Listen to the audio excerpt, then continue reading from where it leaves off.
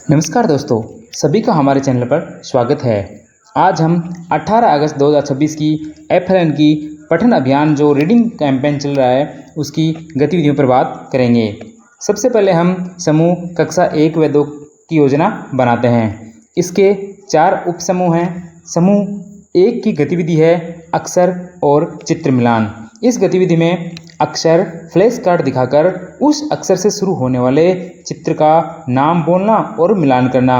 इसके अभ्यास कार्य में समूह में दिए गए अक्षर का सही चित्र से रेखा खींचकर मिलाना।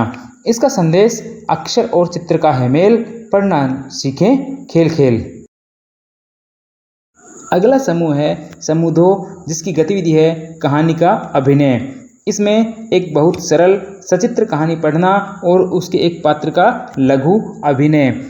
ऐसी कहानी जो 3 या 4 अक्षर के बिना मात्रा के वर्णों से बनी हुई हो। इसके अभ्यास में अपने समूह में साथी के साथ कहानी के किसी संवाद को दोहराना। इसका संदेश है कहानी के पात्र बन के देखें, पढ़ना मज़ेदार पाएं। अगला समूह आता है समूह 3। इसकी गतिविधि है शब्दावली निर्माण। इसकी गतिविधि में चित्र चार्ट पर किसी सामान्य वस्तु का चित्र देखकर उसका नाम जोर से बोलना और नए शब्द सीखना। इसके अभ्यास में कक्षा में रखी किसी वस्तु को पहचानकर उसका नाम और एक उपयोग बताना। अगला समूह है समूह 4। इसकी गतिविधि है पठन समझ की चर्चा। इसकी गतिविधि में शिक्षक द्वारा पढ़ी गई एक सरल कविता या कहानी पर आधारित सरल प्रश्नों पर समूह में चर्चा या प्रश्न उत्तर पर चर्चा में भाग लेना।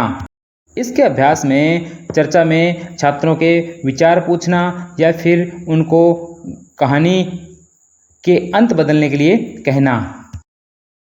आगे चलते हैं समूह 2 यानी कक्षा 3 से 5 के समूह में। इसके वही 4 समूह हैं। समूह 1 की गतिविधि है चित्रकथा लेखन। इस गतिविधि में किन्हीं 4 या 5 चित्रों को देखकर एक छोटी और मज़ेदार कहानी लिखवाने की गतिविधि करवाएंगे। इसके अभ्यास में लिखी हुई चित्रकथा को समूह में पढ़कर सुनाना और चित्र दिखाना। इसका संदेश है हर अक्षर एक नई खोज। अगला समूह है समूह 2, जिसकी गतिविधि है शब्दावली निर्माण। इस गतिविधि में पढ़े गए पाठ से या जो कहानी पढ़ा रहे हैं उससे 10 नए और रोचक शब्द चुनना। इसके अभ्यास में चुने गए शब्दों को अपनी कॉपी में लिखना और उनके चित्र बनाना। इसका संदेश है शब्दों का भंडार, ज्ञान का विस्तार।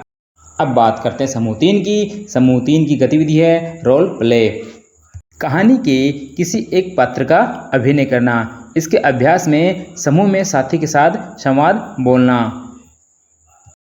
अगला समूह है 4 नंबर, जिसकी गतिविधि है कहानी का सारांश लिखना। इस गतिविधि में पढ़ी गई कहानी के मुख्य बिंदुओं को 5 से 6 पंक्तियों में लिखवाना और इसके अभ्यास में लिखे गए सारांश को कक्षा के सामने प्रस्तुत करना।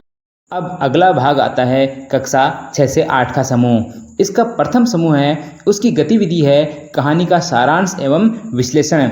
इस गतिविधि में दी गई कहानी को पढ़ना और उसके मुख्य विचार और उद्देश्यों पर चर्चा करना। इसके अभ्यास में कहानी का 100 शब्दों में सार संक्षेप अपनी कॉपी में लिखना। इसमें हम शब्द कम भी कर सकते हैं क्योंकि 100 शब्द काफ़ी ज़्यादा समय लेने वाले होंगे।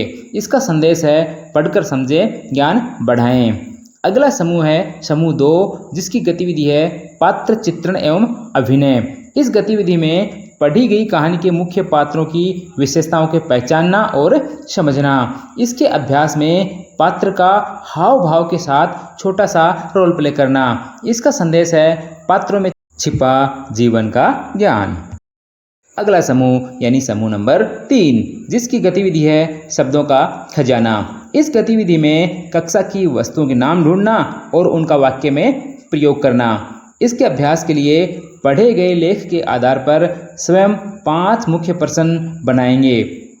इसका संदेश है प्रश्न पूछे गहराई से जानें। अगला और अंतिम समूह है समूह 4। इसकी गतिविधि है कहानी का कोलाज, यानी कहानी के चित्रों को काटकर कोलाज बनाना। इसके अभ्यास में कहानी को अपनी भाषा में सुनाने के लिए कह सकते हैं। इसका संदेश है अपनी सोच को दे नए आयाम। आज की अपनी योजना पूरी हुई। दैनिक योजनाएं नियमित प्राप्त करने के लिए हमारे चैनल से जुड़ें।